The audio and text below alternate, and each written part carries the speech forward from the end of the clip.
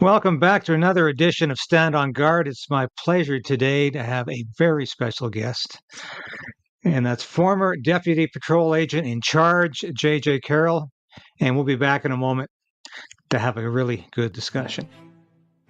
So we are in a very precarious position in this country. We need political change, but we also need the resolve to resist.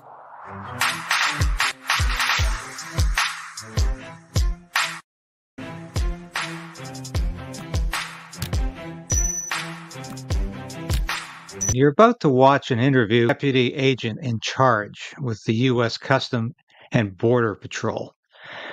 This interview contains some very strong content, and viewers are warned. And there's also controversial material. So we will be moving to Rumble about midway through the interview. And we'll be reminding you at that point in the interview when to move over to Rumble. Thank you so much for watching. This is a very, very important issue. Well, J.J. Carrell is no stranger to most of my viewers who also watch Redacted. He's on there quite a lot talking about his latest project. So tell us about Treason. Well, first off, thanks for bringing that up, and because I'm very, very excited and very passionate about this project. We look at the border through the lens of looking south all the time. All we get is pictures of people bonsaiing the border, the trash. I want to show that. I want to see that, but I want to, if you can envision, I want to turn the camera north. And I want to ask the question, what we just saw behind us is treason. I'm now going to take you into America, the big cities, Chicago, New York, DC, Oakland, San Francisco, but I'm also going to take you into Whitewater, Wisconsin. I'm going to take you into a small town in Iowa. I'm going to take you down into Alabama, and I'm going to show you what treason looks like. I'm going to take you on a journey that's going to prove that Joe Biden and his administration are traitors, and they have committed treason against America. And within 4 years, Joe Biden will have arrested over 12 million people. 250,000 of them will be special interest aliens, which in other words, in layman's terms, terrorists. They will be arrested and released. Since the time he's become president in the 4 years, Joe Biden has created the world's largest child, which is something we're going to get into in a minute. But before we do that, there's really a two-pronged intention for this interview, JJ. And the first of all is to describe how you see the open border. Because you've described the open border policy of the Biden administration as fomenting an invasion. And you wrote a book called Invasion. How bad is this invasion in terms of numbers? And how do you believe it's going to transform American society, or how will it transform American society?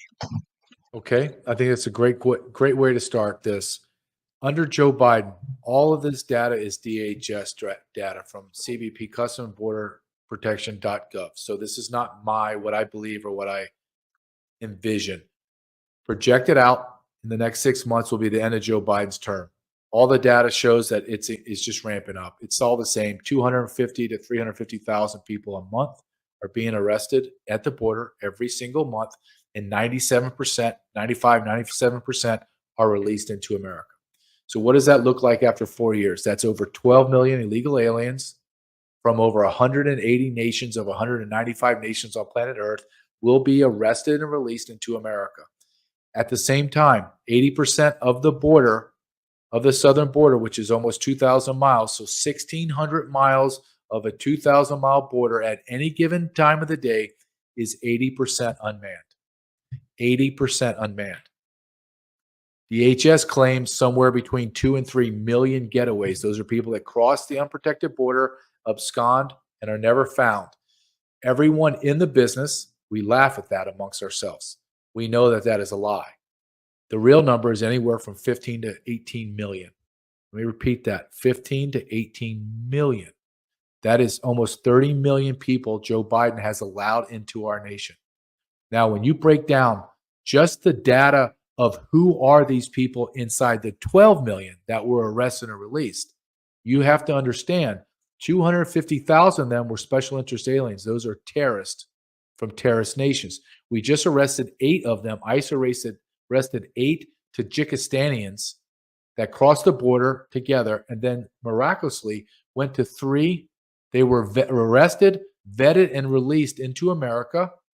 That vetting is a lie. We can get into that later. Arrested, and they were found in Los Angeles, Philadelphia, and New York City. Terrorists. We have 250,000 of those terrorists. In my career of 24 years, I arrested directly and indirectly as a frontline agent, task force supervisor, and a senior leader, about 15 to 20,000 people. I was around even more of that in arrest. I can't remember more than 5 special interest aliens in the totality of my career. And now we're at 250,000. Inside that is 210,000 Chinese nationals. Chinese nationals are not considered special interest aliens, if you can believe that. I was just told through a high-level intelligence officer that they have identified 120,000 Chinese soldiers from PLA are inside the United States of America. 120,000. There are over 1 million Venezuelans. There are over 1 million Haitians. There are about 60% on the conservative side. All of 60% of the 12 million are single adult military-age men that came into our nation. The women and children, as they make that dangerous trek from the Darien Gap in Panama up to the border wall and cross, 60 to 80% of all the women and children are sexually assaulted and raped. This is through every left-wing organization and conservative publications agree that the number on the low end is 60% and the high end is 80%. That means up to 8 out of 10 children and women are raped or sexually assaulted before they even come into America. Then we can get into this child sex trafficking through the federal government, which we can do if you will. But those are the beginning numbers that are shocking. Let me just finish with the numbers just so everyone is clear, your audience is clear. It is now accepted data point that there are at least 45 million illegal aliens living in the United States of America. 45 million. I believe the number is closer to 50. That means 1 in 6 people living in America is an illegal alien. Now, you tell me one civilization throughout the history of mankind that has sustained this demographic shift and continued on successfully and or continued on as a nation. I challenge you. You cannot find one. Well, no, you can't. But if any similarity comes to mind, one would think of ancient Rome and the decline of that empire when the borders fell down and the empire was infiltrated.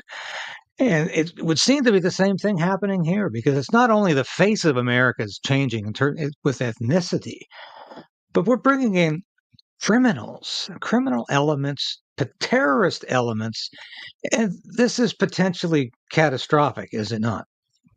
It is. There is no way around this. Let me tell you just a few people of importance that have verified this. Christopher Wray, the director of the FBI, said, and I quote, "There are more red flags today than there were before 9/11." That's a quote in front of about 3 months ago in front of the National Sheriff's Convention, 3,000 sheriffs across America. He also has gone in front of Congress multiple times and says he has no idea where these terrorists are. There's just too many. President Trump stated less than a month ago that there's a 100% chance there will be a terrorist attack before the elections in 2024. Mayorkas, the secretary of DHS, who I believe is an absolute traitor, and I wrote it in my book, the last sentence of his chapter, Mayorkas is a traitor, and I will not change my mind about that. We can get into him if you like. But these men have all stated, even Mayorkas said, yes, there's special interest aliens coming into America. I don't know what to tell you. I don't know what to tell you. You have destroyed, Mayorkas has systematically destroyed the American immigration system.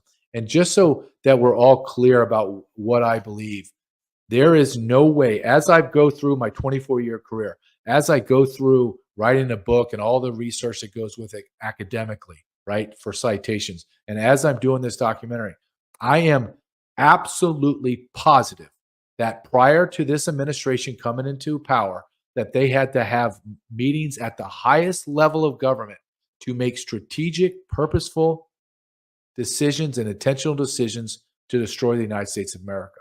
This is not bad policy, happenstance. This is the destruction of immigration policy and law within the mechanisms of DHS that the average person would not know, but someone like myself or somebody that's in law enforcement knows the law, and they are just ignoring it and or bastardizing every policy under that. Well, I'm sure anyone with even a remote interest in this border crisis has watched the congressional hearings with Mayorkas, and he can sit there and tell bald-faced lies again and again and again when he's asked about the border crisis. What border crisis? Everybody's doing their jobs. There's no crisis here.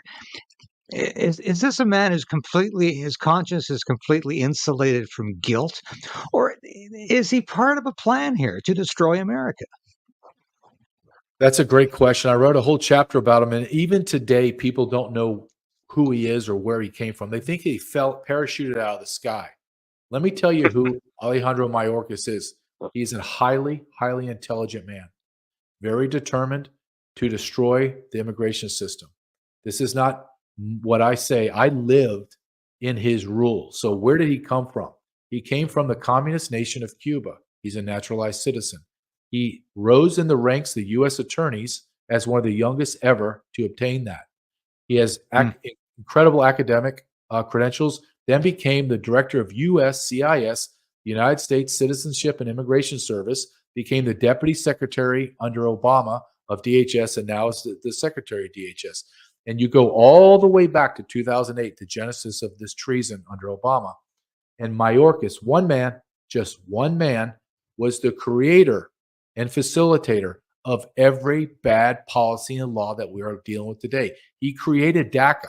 He created prosecutorial discretion. He created the asylum abuse, the parole abuse, CBP1 app, catch and release, and on and on and on. Just one man did it. He stands in front of Congress and he lies and he smirks.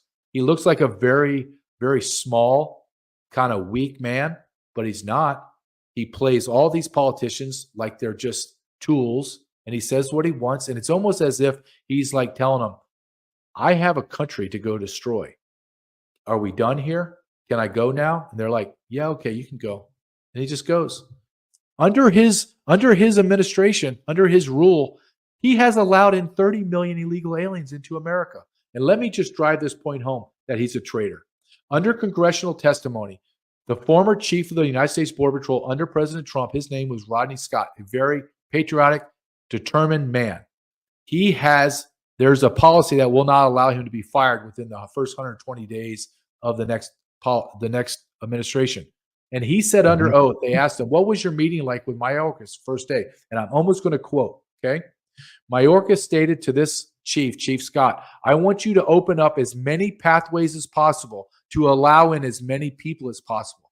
That was from the Secretary of DHS, whose sole responsibility is the sovereignty and safety of America, telling the number one law enforcement officer on the border to ignore his sworn oath to the Constitution of the nation and to open the floodgates of America. Why was he not impeached day one? Because the Republican parties are in bed with the Democrats, and this is a uniparty issue. Yes, it would certainly seem so. When I was covering the new administration for the Daily Caller in January 2021, and I remember thinking when the policy changed at the border and it became like night and day. There was intervention during the Trump years, effective intervention. You've said this several times on Redacted. It's part of your career history. But it's overnight, suddenly anybody was allowed to cross the border without any questions being asked. And there was definitely a sense that this was planned, and I believe it was. But the other part of this tragedy, which I really want to get into in some depth, is the sex trafficking of children. And I think just about everybody has acknowledged that there's something going on at the southern border that's not very nice.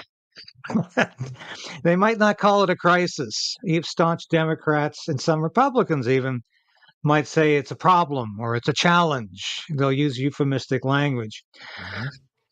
But you say at least 600,000 children have been. Thanks for watching our interview with J.J. Carrell up to this point on YouTube. Please move now to Rumble to view the duration of this broadcast. Thank you so much. Thank you for watching this episode of Stand on Guard and being a part of the Krayden'S Right channel. If you've watched this episode to this point, you've watched it all. And that's really important for a small station like this. We always say subscribe, hit the bell, be a part of the Krayden resistance. Resolve to resist. That's what we're doing. And if you become a subscriber, if you're a supporter of this station or a member through Substack, through YouTube, and now you can be a local as well, that's so important to us because I couldn't do this without you. I made a decision to become an independent journalist about a year ago because I wanted to bring all of my experience in the military, in journalism, to you. I don't promise anything I can't deliver. I don't offer clickbait. I offer truth. The truth is out there, and it's my job to bring that truth to light and to you. Thanks for being a part of the Krayden'S Right resistance, and we'll see you again soon. So we are in a very precarious position in this country. We need a political change, but we also need to